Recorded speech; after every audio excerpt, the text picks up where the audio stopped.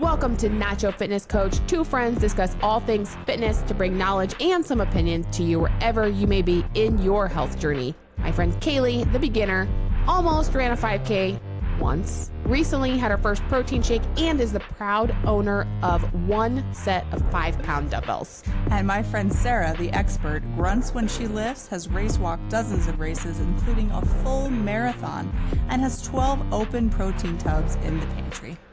So let's get started. Whoa. Okay, so this podcast is for entertainment only. If you have concerns about your health, consult a physician or other healthcare professionals. So Caleigh, what's your plan every week with regards to like meal planning? I do okay. Okay. I mean, is it always the healthiest? It's always got to be spaghetti on my meal plan. It's like a weekly thing.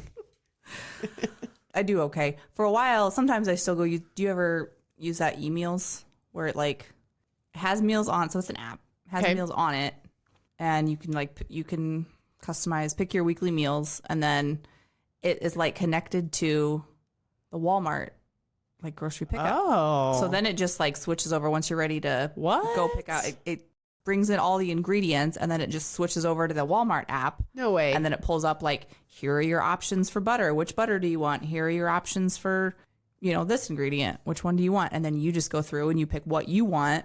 Wait, this is an app? Yeah. It's not free. I had no idea. Yeah. You have to pay for it? Yeah. Well, why isn't Walmart paying them? And then the user gets it for free. I don't know, but it's not. That's crazy. I mean, it's like $50 a year. Huh. That's super cool though. I use it. It's got some good meals. Okay. So that's what you do for your planning. You go sometimes I feel like I go through stages. Yeah. Different sometimes phases. I'll use it pretty heavily, and sometimes I don't use it at all. But it's always nice to have that like fallback. Like I know it's there if I just need a quick. Yeah. I had no idea. Yeah. Okay. So then when you choose these, you pick the recipes. What do you default to? Like, do you typically do like really complex recipes, or do you stick with the simple stuff? You're like, no, I don't enjoy cooking. I don't enjoy cooking either. I mean, I have like my meals that I know how to make, have made for years, whatever. But you always got to try to change it up, because I would eat spaghetti every night, but I have other. Well, they wouldn't eat spaghetti every night. My kids probably would. Jeremy probably would have something to say about it. Oh, he's and my spaghetti is like, it's like Prego sauce and like garlic knots. It's mushrooms. No. You don't get the version with the mushrooms. Got it. No. Noted. Absolutely not. Mushroom. Why would you ruin spaghetti like that? So Why? Good. That's my default. So I love the emails. Okay. I started this new thing recently where it's like this whole big like physical gigantic chart that I have down in my little, I guess it's called an office where we do homeschool. So I have like my desk. So I just have this right there. And then I have all of the breakfast options, and they're all on their own little piece of paper with a little Velcro on it. And so they're all Velcroed to my giant chart. And then so I take out my meal plan paper every week and just switch out what we're going to have for breakfast on Monday and Tuesday. And then so I have all the breakfast options, lunch options, dinner options, snack options. And then that's how I build my grocery list. You do that every week? Mm-hmm. And do you follow this like schedule of your meals? Unless something comes up. Yeah. This is intense. Wow. I go hard. I'm impressed. Like, that's a lot of work. The only reason I did it was because one day I had a lot of other things I should have been doing. Sure.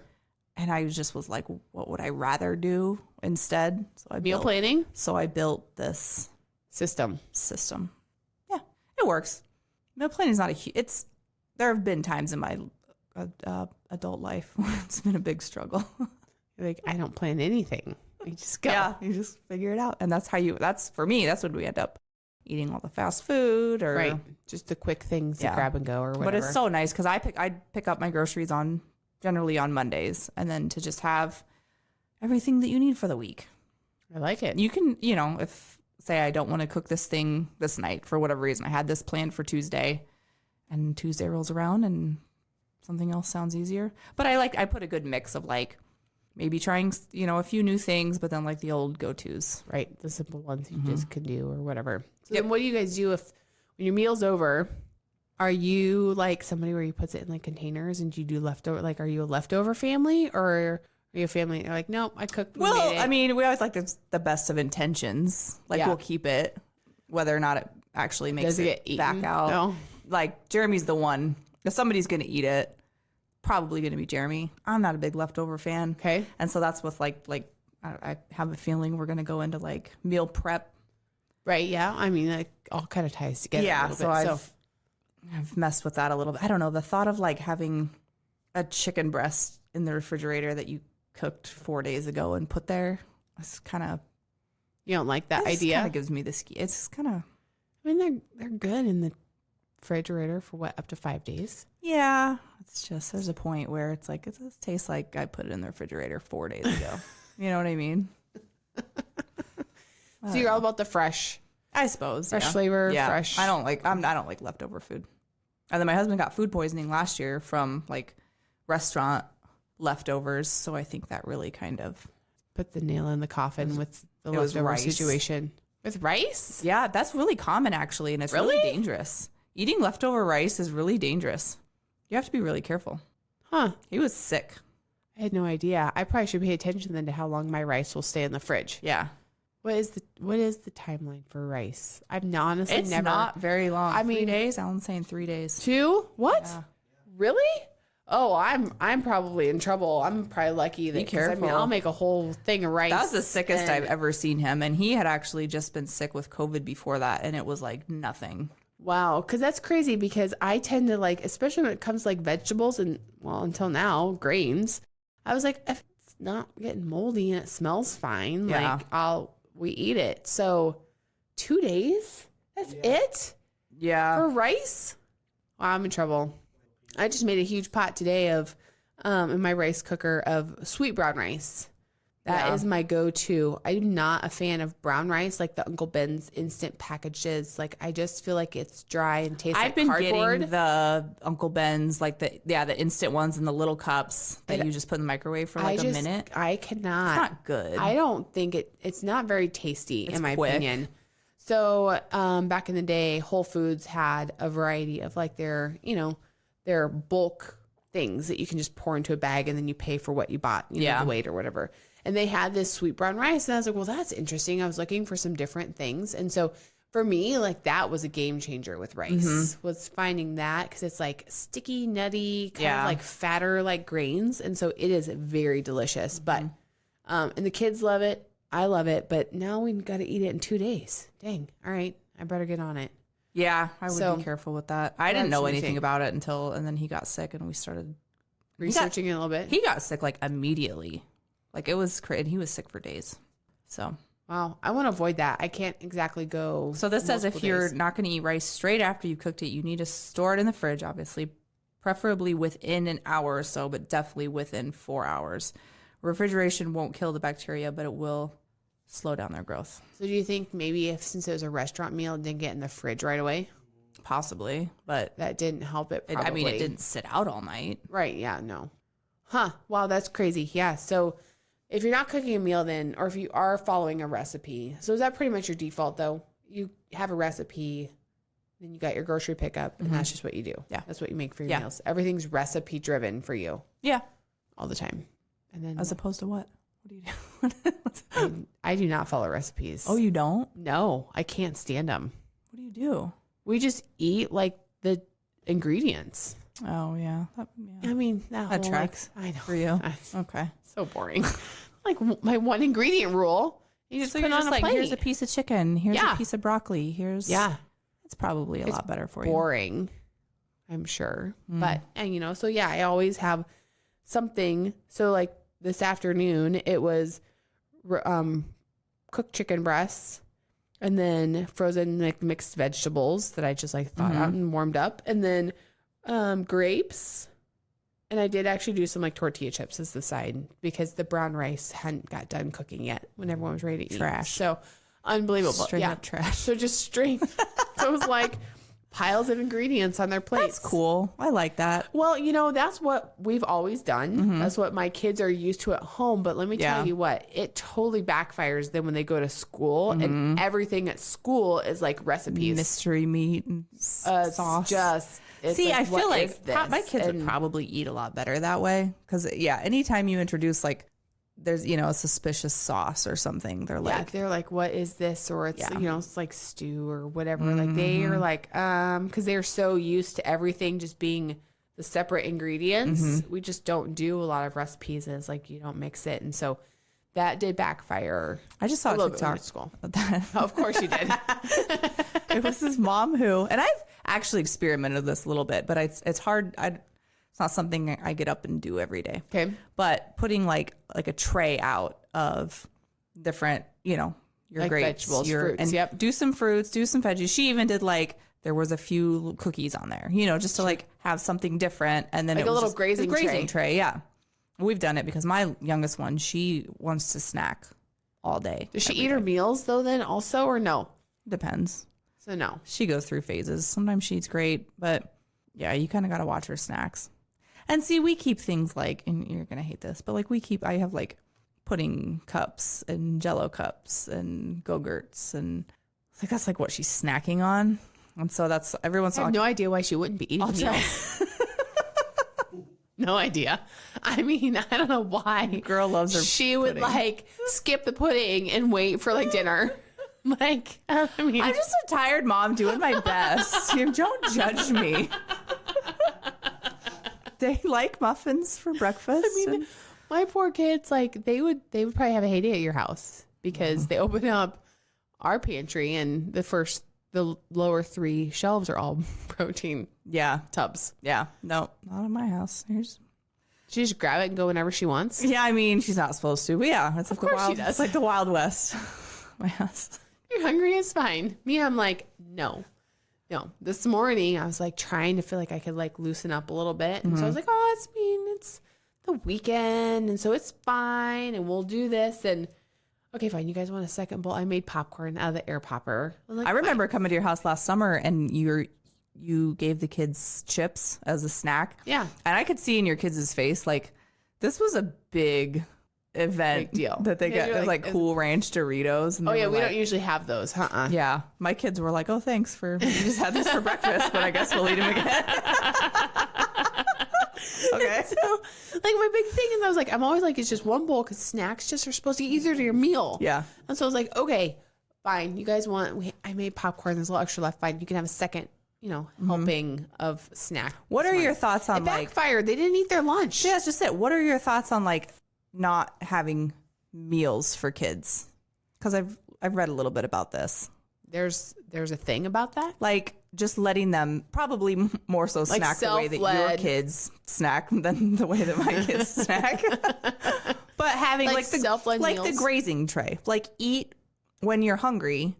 I mean, I guess they probably couldn't sustain on grapes and carrot chips all day. Probably not very much. If that is your version of a grazing tray is fruits, fresh fruits and vegetables. Yeah, you'd have to beef it up a little bit. They're probably not going to overconsume on that because they're not highly palatable. Yeah. I just know that I've read about how meal times are, it's a construct that we've just, I guess, decided that we eat 3 meals a day, but we don't really need to do that. Maybe have not 3 big meals. It just depends on. And I guess it wouldn't even. Especially as a kid, it really probably doesn't matter. But I feel the old farmer's wife that my grandma was you just here it's you sit down and you have breakfast. Yeah, you have breakfast, dinner, and supper here. Actually, call it supper.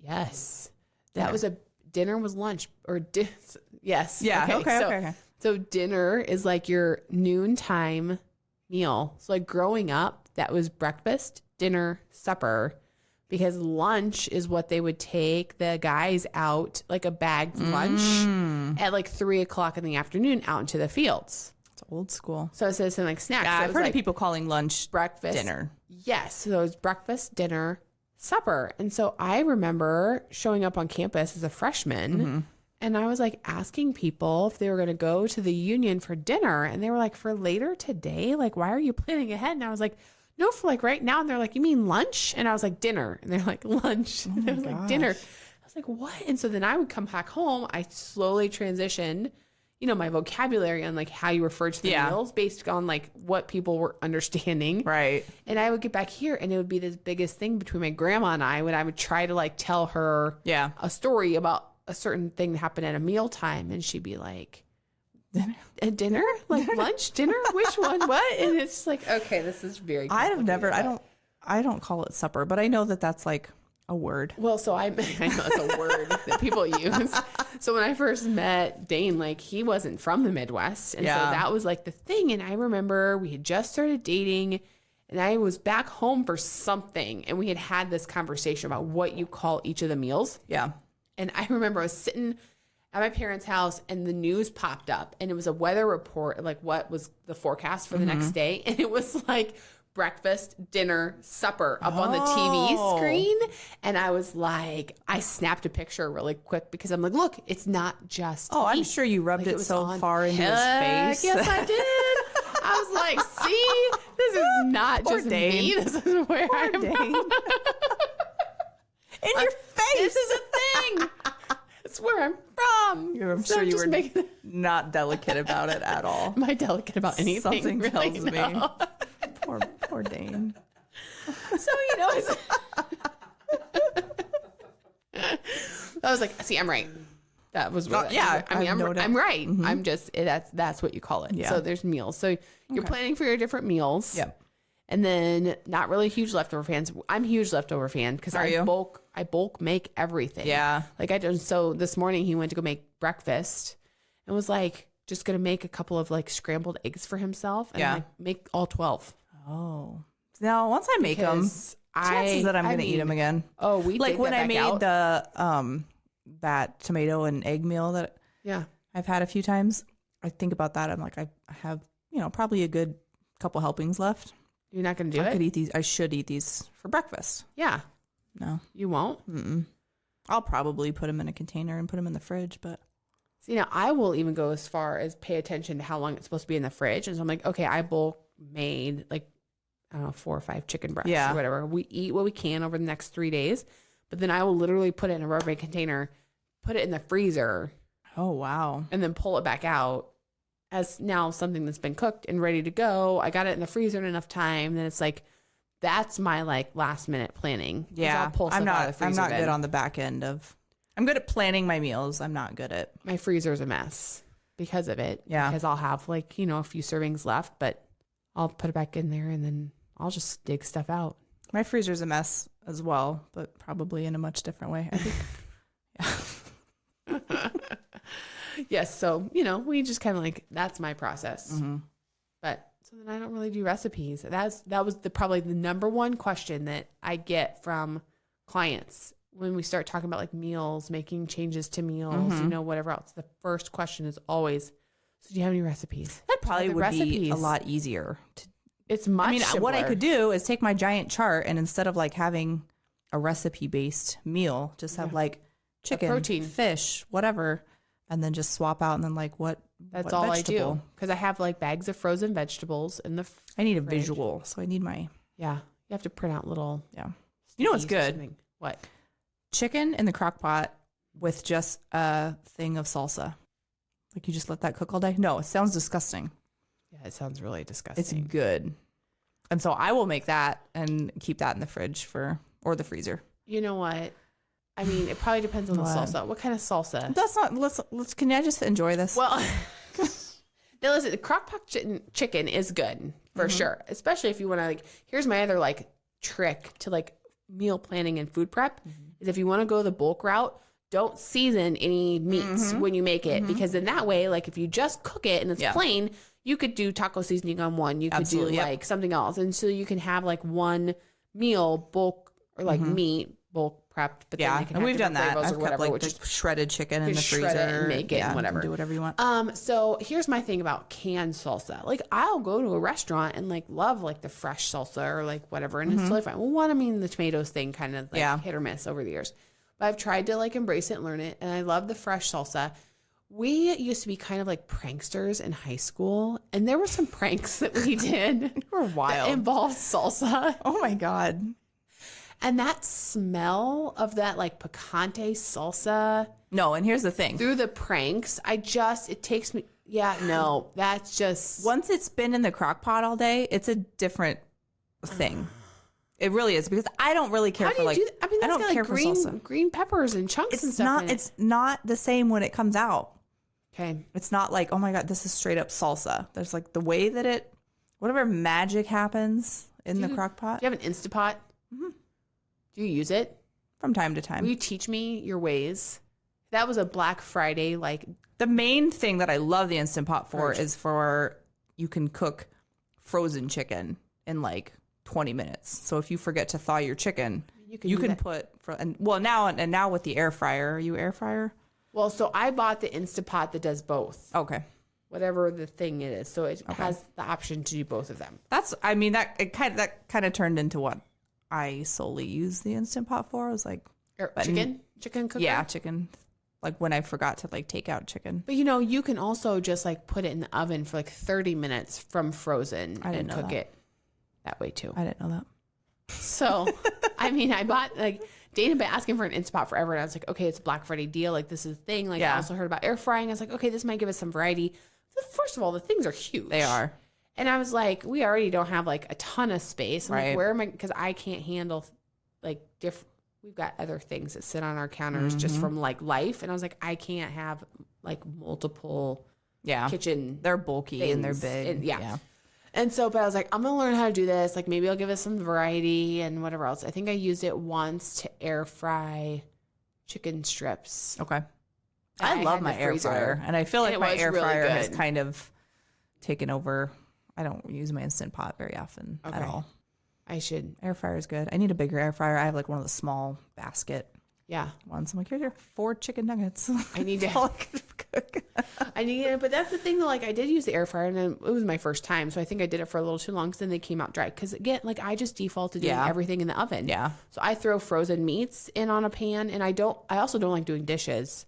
So I line my baking pans with foil. Yeah, I do too. That way you just because then your pan's always clean. Pan's always clean. Here's a question. Yes, sir. Is it called a cooking sheet or a cookie sheet? You know what I'm talking about, the flat? I say cookie sheet. Okay. Isn't it a cookie sheet? Allie, you call it a cookie sheet?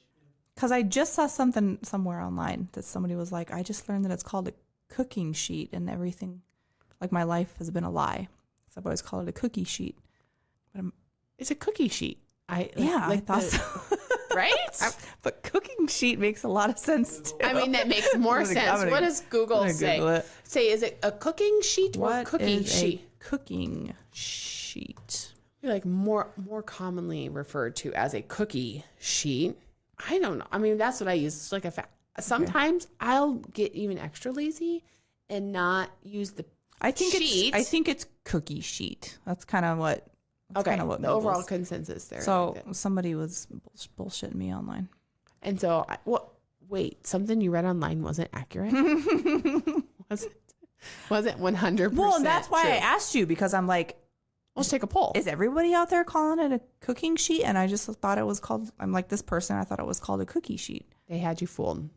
No, I've been right all along. Yeah, you've been right. Oh, here we go. Is it called a cookie sheet or a cooking sheet? Parade.com. Does it depend on where you're from? Because sometimes, that plays into it, like where you're. Quote, when it comes to cooking and baking using this is irrelevant. Turns out there are actually quite a few different kinds of these sheets available. So you want to choose one specifically designed for whatever it is you're popping in the oven. It's a sheet. Is there really that much variety moment of truth, to it? Dun, dun, dun. That's what it says. Quote, moment of truth, dun, dun, dun. It's a cookie sheet. Yeah. And while cookie sheet can be referred to by a few different names, cooking sheet is not usually one of them. Oh, well, typically this item is known as a baking tray, sheet pan, or cookie sheet. Okay, question answered. Sorry, we kind of veered off there. Well, I mean, it pertains to the whole food prep meal planning situation. I mean, it's a tool that you can use to cook your food. Yeah, and you need to say it right. You should say it right. Cookie sheet. Yeah, it's a cookie sheet. Yep. I cook my vegetables on a cookie sheet. I do if I roast them in the oven. Mm-hmm. Yeah, there you go. Like the Brussels sprouts, just slice them in half. God. throw them out on the pan with the flat side like up. Spray them with some coconut oil. Always with the coconut Always oil. with the coconut I oil. don't even own. I did own coconut oil for a short time, but I used it for my hair. Oh, that works. I don't use it in the kitchen. We've used it as diaper cream. We eat it in our oats. It's got a wide variety of like. I'm so glad I don't eat at your house. I'll just never forget that day looking at the sheer joy on your poor children's faces. We can have Doritos. I actually have for Doritos. a snack. And I mean, these kids were like, that was a core memory. Like, we need to have these guys over more often because mom gets wild. Hey, we got to make sure our friends want to come back, kids. You're like, hide the kale chips.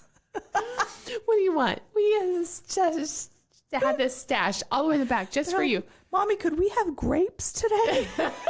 That's a treat. Cookies? No, treats. Go get the coconut oil. Treats or raisins. Oh, God.